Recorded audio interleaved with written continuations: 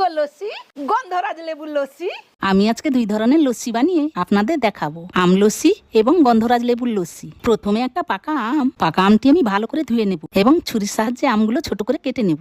এবার একটা মিক্সিতে কেটে রাখা আম টুকরোগুলো দিয়ে দেবো। ছোট্ট কড়াইতে নেওয়া টক দই দিয়ে দেবো, পরিমাণ মতো চিনি দিয়ে দেবো আর সামান্য অল্প জল দিয়ে ভালো করে ব্লেন্ড করে নেব। তৈরি হয়ে গেল আম লস্যি। এবার বানাবো গন্ধরাজ লেবুর লস্যি। আমি একটা ছোট্ট হাঁড়িতে বাকি অর্ধেক টক দইটা দিয়ে দেবো, চিনি পরিমাণ মতো দেবো আর দেবো গন্ধরাজ লেবুর রস। আপনারা চাইলে গন্ধরাজ লেবুর জেস্টও দিতে পারেন। আর দেবো সামান্য জল দিয়ে ভালো করে ঘুটনির সাহায্যে আমি ঘুটে নেব। প্রথমে আম লস্যিটা আমি ঢেলে নেব আর ওপর থেকে ছোট ছোট কুচিয়ে রাখা আমগুলো দিয়ে দেব। তারপরে আর এক খুঁড়িতে আমি গন্ধরাজ লেবুর লস্যিটা আমি ঢেলে নেব এবং এক টুকরো গন্ধরাজ লেবুর সাথে একটু পুদিনা পাতা দিয়ে এই গরমে পরিবেশন করব প্রাণ জোড়াতে আম লস্যি এবং গন্ধরাজ লেবুর লস্যি।